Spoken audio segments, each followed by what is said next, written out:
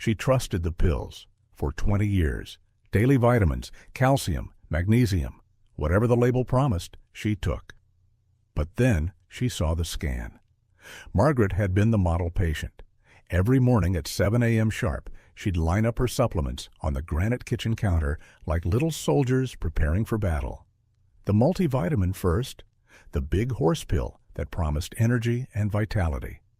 Then the calcium with vitamin D, chalky white tablets that would supposedly keep her bones strong. The magnesium for her heart, the glucosamine for her joints, the fish oil for her brain, the CoQ10 for cellular energy. Her medicine cabinet looked like a small pharmacy, bottles stacked 3 deep on every shelf, each one bearing colorful labels with bold promises. Anti-aging formulas, bone builders, muscle protectors, energy boosters. The supplement industry had convinced her that growing older was simply a matter of finding the right chemical combination, the perfect nutritional equation to halt the march of time. Every morning, like clockwork. Her doctor said it would protect her muscles. Her pharmacist nodded approvingly when she bought them, sometimes recommending newer, more expensive formulations. Her friends did the same routine, meeting for coffee and comparing brands, sharing articles about the latest breakthrough supplement that would change everything. "You're being so proactive about your health," her daughter Linda would say during their weekly phone calls. "I'm proud of you for taking such good care of yourself." And Margaret felt proud too. She was doing everything right, following all the rules, investing in her future one capsule at a time. The ritual became sacred. Each morning, she'd arrange the pills by size and color, washing them down with her morning coffee while reading the health section of the newspaper. She memorized the dosages, knew which ones to take with food, which ones worked better on an empty stomach. She researched interactions, read studies, joined online forums where people discussed the minutiae of supplementation like it was a precise science. Margaret's bathroom counter resembled a laboratory. Bottles of every shape and size, some amber-colored to protect light-sensitive nutrients, others clear to showcase colorful capsules within. Joint health formulas with pictures of active seniors on the labels. Heart health supplements featuring smiling couples walking on beaches. Brain boosters promising mental clarity well into old age. She spent hours each month at the health food store consulting with the staff about new products, reading labels with the intensity of a chemist. The employees knew her. By name would call when new shipments arrived, when items went on sale. She had loyalty cards at 3 different supplement stores, accumulating points like a frequent flyer collecting miles. The supplement industry had convinced her that aging was optional, that decline was a choice made by people who simply weren't taking the right nutrients, that the human body was like a car. If you gave it the right fuel and additives, it would run smoothly indefinitely. The marketing was brilliant, featuring testimonials from vibrant seniors, scientific-sounding language that mimicked real research, promises wrapped in hope, and delivered with the authority of white lab coats. But something wasn't right. Her body felt smaller, more fragile. Her legs trembled more often when she stood up from her favorite reading chair. The grocery bags felt heavier each week, requiring 2 trips from the car when one used to suffice. The stairs to her bedroom seemed steeper, requiring her to grip the handrail more tightly. She didn't feel protected. She felt weaker. At first, she blamed external factors. The stress of retirement. The weather. Cold snaps always made her joints ache more. Natural aging, she told herself, the inevitable march of time that even the best supplements could only slow, not stop. But deep down, a gnawing doubt grew stronger each day. Despite all the money spent, all the pills faithfully swallowed, all the trust placed in those promising labels, her body was betraying her. Her reflection in the mirror told a story she didn't want to read. Her clothes hung looser on a frame that seemed to shrink monthly. Her arms looked thinner in the family photos from her granddaughter's graduation. When she helped with spring cleaning, she could barely manage tasks that would have been effortless just a few years earlier. The woman who used to garden for hours, hauling bags of mulch and wrestling with stubborn weeds, now struggled to kneel down to plant a few bulbs. Friends began asking if she was feeling all right. "You look tired," they'd say, or "Are you eating enough?" She'd assure them she was fine, that she was taking all her supplements, following all the guidelines. But privately, she wondered if something was seriously wrong. Maybe she needed different supplements, better ones, more expensive ones. Maybe she wasn't absorbing them properly. The breaking point came during a family barbecue. Her son asked her to move a folding chair, nothing heavy, just a lightweight aluminum frame. As she bent to lift it, her back seized with pain, her legs wobbled, and she had to ask for help. The embarrassment burned hotter than the summer. Son. This was not the woman she used to be. This was not the woman the supplements had promised to preserve. The scan confirmed it. Sarcopenia. Age-related muscle loss. Despite all the pills, her muscle had melted away, year by year, like ice cream left in the sun. Dr. Richards, her physician for over 15 years, delivered the news with clinical precision but gentle eyes. The DEXA scan results were spread across his desk like X-ray evidence of a crime.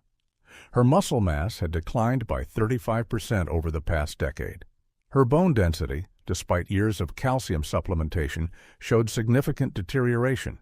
Her functional capacity, the medical term for her ability to perform daily activities, had dropped to levels typically seen in patients 15 years older. "But I take supplements," Margaret protested, her voice barely above a whisper. "I take everything I'm supposed to take.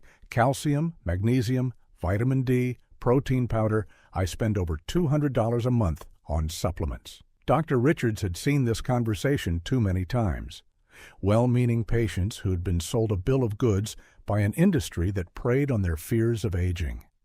He pulled up her lab work on his computer screen, pointing to numbers that told a different story than the one the supplement bottles promised. "Your vitamin levels are actually fine, Margaret. Some are even elevated above normal ranges. The problem isn't nutritional deficiency. The problem is that you've lost muscle mass, what we call sarcopenia. And unfortunately, no supplement can build muscle. Only resistance training can do that." The words hit her like a physical blow. 20 years of religious supplement consumption, thousands of dollars, countless hours researching, shopping, organizing, consuming. And her body had been quietly deteriorating the entire time, muscle fibers disappearing like morning mist, leaving behind a weakened frame that all the pills in the world couldn't strengthen. She stared at the scan images on his computer screen, her own skeleton, her own diminished muscles rendered in stark black and white. The truth was undeniable. Her legs showed the telltale signs of muscle atrophy, the once robust quadriceps now thin shadows of their former selves. Her arms were skeletal branches where strong limbs used to be. Her core, the foundation of all movement, had virtually disappeared. The radiologist report used clinical language that couldn't soften the harsh reality. Significant appendicular muscle mass reduction consistent with severe sarcopenia. Marked decrease in muscle density. Functional impairment likely. Each phrase was another nail in. The coffin of her supplement faith.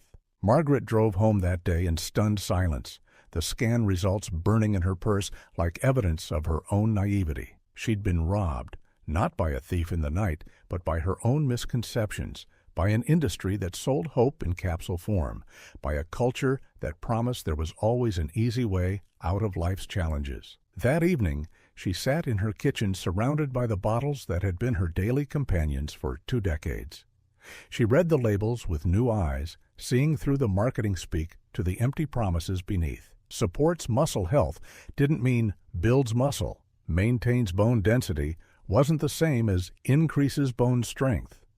The careful language of supplement marketing was designed to suggest benefits without actually promising them. With shaking hands, she began emptying her medicine cabinet. Bottles clattered into the trash can, hundreds of dollars worth of false hope making a hollow percussion as they hit the bottom. The sound was both devastating and liberating. She'd been living a lie, but now she faced the brutal truth. Turns out, supplements can't build muscle. Only resistance does. The body needs tension to stay alive. And she had none. The research had always been clear to those who looked beyond the marketing. Dr. Richards had given her studies to read, scientific papers that explained the fundamental truth about human physiology. Muscle tissue is built through mechanical tension, through progressive overload, through the biological stress that comes from working against resistance. No pill, no powder, no potion could replicate the cellular signals that resistance training sends to the body. Her muscles had been screaming for stimulation for years, but she'd been answering with the wrong language.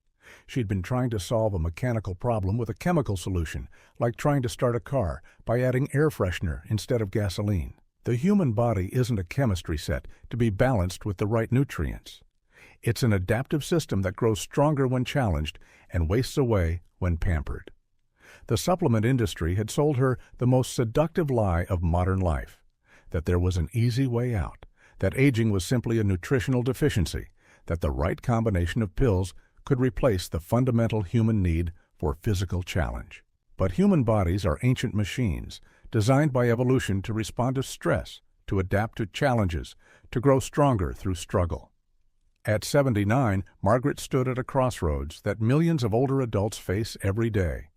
She could accept the seemingly inevitable decline, settle into the role of the frail elderly woman the scan suggested she was becoming, spend her remaining years managing weakness instead of building strength. Or she could fight back, not with bottles and pills, but with barbells and dumbbells, with the primal human practice of lifting heavy things and growing stronger in the process. The choice was terrifying.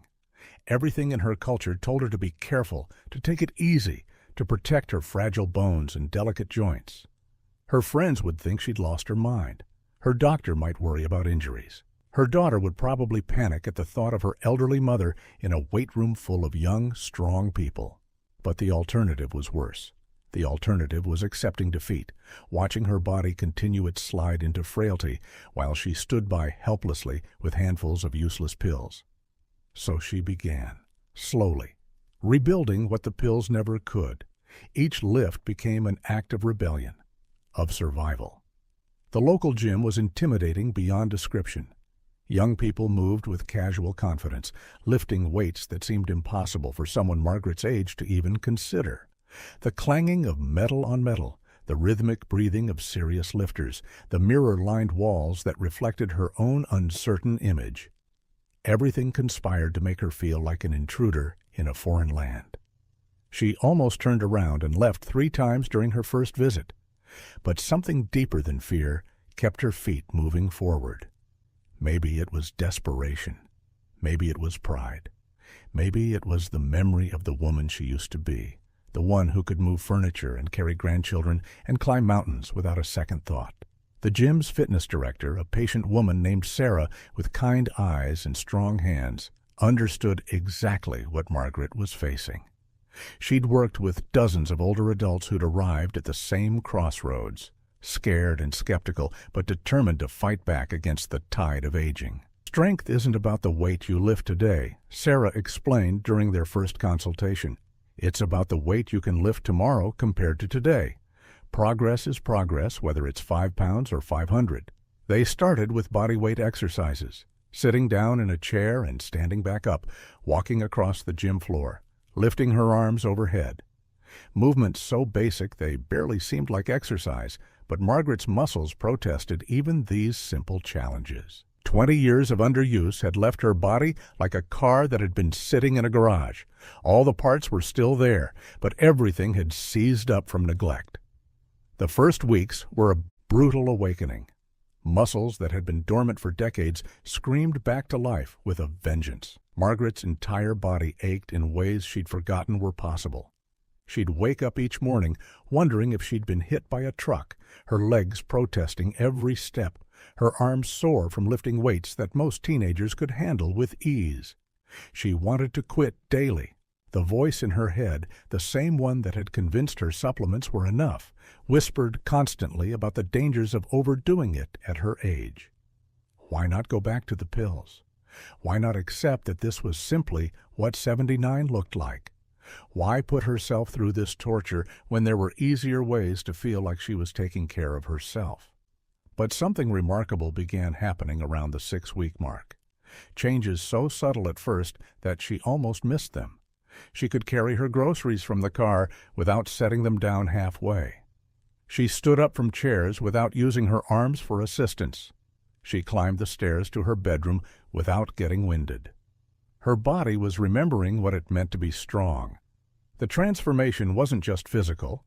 Each workout became a meditation on possibility, a daily confrontation with her own perceived limitations. The weight room became her laboratory, each exercise an experiment in rediscovering her capabilities. She learned to read her body's signals differently, distinguishing between the good pain of adaptation and the bad pain of injury, understanding that discomfort was often the price of progress. Progressive overload became her religion. Sarah taught her the fundamental principle that had been missing from 20 years of supplement consumption. Muscle grows when consistently challenged with increasing demands, not when fed the right nutrients, but when forced to adapt to greater stress. Her body wasn't a plant that needed fertilizer, it was a machine that needed work. The weight started embarrassingly light. 5-pound dumbbells for arm exercises, body weight squats holding onto a chair for balance, push-ups against the wall instead of on the floor. But every week, something increased. An extra repetition here, a slightly heavier weight there. The accumulated effect of tiny improvements compounding over time. At 80, something unprecedented happened. Margaret was stronger than she'd been at 70. The numbers didn't lie. Her grip strength, measured monthly by Sarah, had increased by 40%. Her leg press weight had tripled. Her balance, tested on specialized equipment, showed improvements that amazed even the gym's physical therapists. The supplements had promised to maintain what she had, but strength training was building what she never knew she could have. Her body was rewriting its own story, erasing years of decline and replacing them with growth, adaptation, and resilience. Her social circle was stunned. Friends who'd commiserated with her about the inevitable frailties of aging now watched in amazement as she lifted boxes they couldn't handle, climbed stairs they avoided, moved with confidence they'd forgotten was possible. Some were inspired and asked for Sarah's contact information. Others were skeptical, warning her about the dangers of overdoing it at her age. Her daughter Linda's reaction was pure panic at first. "Mom, you're going to hurt yourself. What if you fall? What if you have a heart attack? Can't you just stick to walking?" But as the months passed and Margaret's vitality returned, Linda's fear transformed into pride. Her mother wasn't just aging gracefully. She was aging backwards. Dr. Richards was professionally amazed. Margaret's follow-up scans told a story he rarely saw in patients her age: muscle mass increasing, bone density improving through the mechanical stress of weight-bearing exercise, functional capacity expanding beyond what he'd thought possible for someone with her initial diagnosis. "What have you been doing?" he asked, studying the numbers that seemed to defy medical expectations. "Lifting weights," she said simply, the same way she might have once said, "taking my supplements." The supplement industry had taught her to fear aging, to see it as a disease to be treated with the right products. But strength training taught her to see aging as a process to be navigated with dignity and power. Not all decline was inevitable. Much of what society called normal aging was actually just the result of disuse, of bodies that had been treated like fragile antiques instead of adaptive machines. She's 81 now, no longer chasing pills. She builds strength, with iron, with will. And the scan? It finally shows progress. The latest imaging session was like visiting an old friend who'd undergone a complete makeover. Where the previous scans had shown the stark reality of muscle wasting and bone loss, the new images revealed a body in renaissance. Muscle mass had increased by 28%. Bone density had improved beyond what calcium supplements had ever achieved. Functional capacity scores placed her in the top quartile for women her age. The radiologist who'd interpreted her original scans barely recognized the results. The same bones, the same skeleton, but wrapped in newly built muscle and strengthened by the mechanical stress of progressive resistance training. It was like comparing before and after photos of a renovation project. The foundation was the same, but everything built upon it was transformed. Margaret keeps those scan results in a folder on her kitchen counter now, where her supplement bottles used to live. They're a testament to the power of choosing difficulty over convenience, of embracing challenge instead of avoiding it, of building rather than simply trying to preserve. Next to them sits a small notebook where she tracks her workouts. Weights lifted, repetitions completed, personal records broken. At 81, Margaret deadlifts her body weight. She can squat holding weights that would have seemed impossible when she was 79. She walks with the confidence of someone who trusts her body, climbs stairs with the ease of someone half her age, carries groceries with the strength of someone who's invested in functional capability rather than false promises. The financial comparison is stark. In her last year of heavy supplementation, she spent over $2,400 on pills and powders. Her gym membership cost $480 per year. The supplements promised to slow her decline and delivered accelerated deterioration. The gym membership promised hard work and delivered transformation. She thinks sometimes about the thousands of dollars spent over 2 decades, the faith placed in marketing promises, the time lost believing that health could be purchased in a bottle. But she doesn't dwell on regret. She focuses forward on the next workout, the next personal record, the next opportunity to prove that age is not a surrender to weakness, but a chance to redefine what's possible. The supplement bottles had promised her a future where aging was optional. The barbells gave her a present where strength was achievable. The pills had asked nothing of her but money and faith. The weights demanded effort and consistency, but delivered results that no marketing campaign could exaggerate. Margaret's story echoes in gyms across the country, where older adults are discovering what the supplement industry desperately hopes they never learn: that the fountain of youth isn't found in a bottle, but in the weight room, in the resistance, in the daily choice to challenge their bodies rather than coddle them. She trusted the pills for 20 years, but now she trusts something more reliable: her own ability to adapt, to grow stronger, to build the body she needs, rather than hoping someone else's product will preserve the body she's losing. The transformation is written in muscle fiber and bone density, in functional capacity, and quiet confidence. The supplements had sold her hope. The barbells gave her power.